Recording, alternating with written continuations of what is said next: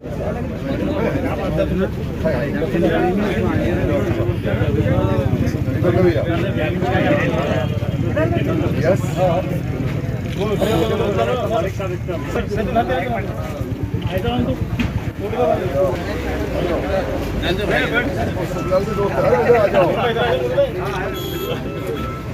और वो बोले चलो भाई साहब को डाल दे रहे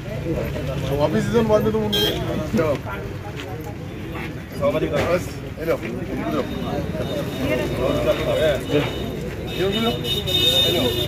पूरी साहब उधर जो ना वो विनोद सर को मेरे घर घूमत नहीं आओ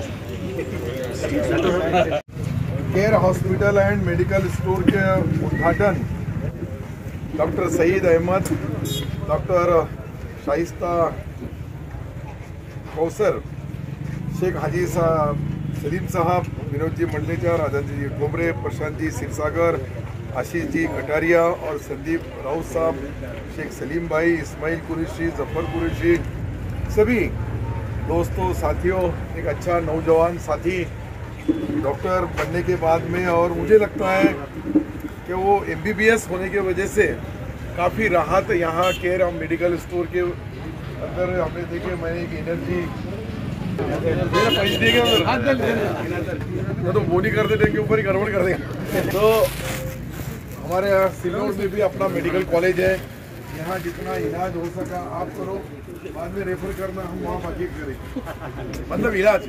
दूसरा करेंगे बोले तुम जो यहाँ से एक अच्छा डॉक्टर नौजवान साथी है, MBBS डॉक्टर है, और डॉक्टर होने की वजह से अच्छा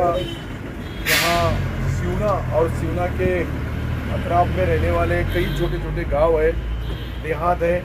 जहाँ अभी आपने देखा कि कोरोना के संकट में, कोरोना के उस वक्त में हमने कई लोगों को, यानी MBBS डॉक्टर कहीं मिलता नहीं था, और आज MBBS सिवना जैसे गांव में एक आपका नौजवान साथी माइनॉरिटी का बच्चा, पहले ही हॉस्पिटल होगा मुझे लगता है MBBS का डॉक्टर है, नाम पढ़ा ना, नाम पढ़ने तो बिल्कुल लग रहा कि 2-3, और ये दोनों भी डॉक्टर होने की वजह से एक अच्छा इलाज यहाँ की बस्ती आजू बाजू के खेड़े पाड़े में जे काही बाकीचे लोक भी आहे, एक MBBS दवाखाना पहिला डॉक्टर आपल्या तुमच्या सिवना या छोट्याशा गावामध्ये इथं ज्या पद्धतीने मी पाहू लागलो तर त्याचा फार मोठा पाय, तर अजून एक BOMS HM काहीतरी HS और एक डिग्री करे उसके आगे यूनिवर्सिटी से जो उन्होंने डिग्री लिया उसकी मालूमात दिया। हम उनकी गारंटी लेने के लिए सभी आए हैं, जो नहीं आए उनकी दुआएं उनके संगात है, जो आए। और ये माहौल में एक छोटे से गांव में MBBS डॉक्टर ने आना, मुझे तो लगता था कि MBBS होने के बाद में अगर यहाँ नहीं चला तो अपने हॉस्पिटल में अच्छा रहेगा। इतना बड़ा मेडिकल कॉलेज है, 1000 बेड का दवाखाना है, हज़ारों पेशेंट रोज आना जाना है हमारे पास। वहाँ जो नया एग्रीमेंट हुआ, कृष्णा हिंदुस्तान का सबसे बड़ा जो एक सेंटर चलाते हैं कई जगहों के ऊपर वो, और उनका डायग्नोस भी इतना पक्का है, क्या दुनिया की कोई भी बीमारी का इलाज सिल्लोड में होगा। एक बहुत बड़ी लैब जो वहाँ खुल रही है, वो लैब का फ़ायदा औरंगाबाद जाने की ज़रूरत नहीं, सारे इलाज, सारे जितने भी जो भी बीमारियां हैं उसको सारी चीज़ से, MRI से लेके तो CT स्कैन से लेके तो सारे जितने यूनिट है वो पूरे वहाँ डाले जा रहे हैं, उसका भी फ़ायदा मिलेगा। ब्लड बैंक है, जिसको भी जो भी ऑपरेशन के लिए या कहीं ऐसी चीज़ें रहती है कि वहाँ ब्लड की बहुत ज़रूरत रहती है, तो हिंदुस्तान की जो टॉप की कंपनी है पूना वाले और नासिक वाले, इनसे भी हमने टाई अप किए ताकि वहाँ अच्छा शुद्ध ब्लड जो डोनर रहते हैं उसको रखा जाए, उसको पूरा फिल्ट्रेशन करके उसका पूरा, मतलब एक ऐसी ब्लड बैंक है कि वो कोई भी कितना भी बड़ा ऑपरेशन हुआ तो उसको वहाँ आसानी से हो सकता है। तो डॉक्टर साहब, मैंने जैसा बताया आपसे, क्योंकि अभी टाइम भी नज़दीक आ रहा है और कई लोगों को रोज़े भी है, इसी इसमें बहुत ज़्यादा वक्त नहीं लूँगा। फिर से मैं डॉक्टर साहब को मेरी तरफ से, डॉक्टर सईद अहमद साहब को बहुत बहुत मुबारकबाद देता हूँ और उनके वालिद साहब एकदम हाफिज, और हाफिज साहब होने की वजह से ऐसा है क्या कोई ज़्यादा तुमको सिखाने की दीन से जुड़े हुए हैं, दुनिया का इलाज करना है, लेकिन दीन और दुनिया दोनों का भी इलाज अच्छी तरीके से कर सकते हैं। वालिद साहब दीन का करते हैं, ये दुनिया का करेंगे। दोनों की वजह से एक अच्छा हॉस्पिटल अपने पास उद्घाटन हो गया। ऐसा मैं मेरी तरफ से मुझे जो आने में वक्त लगा मैं माफ़ी चाहूँगा, लेकिन हमारे एक जो दोस्त है अशोक पाटिल गुड़गांवकर, जो उनका देहांत हुआ बिक्री है, इसलिए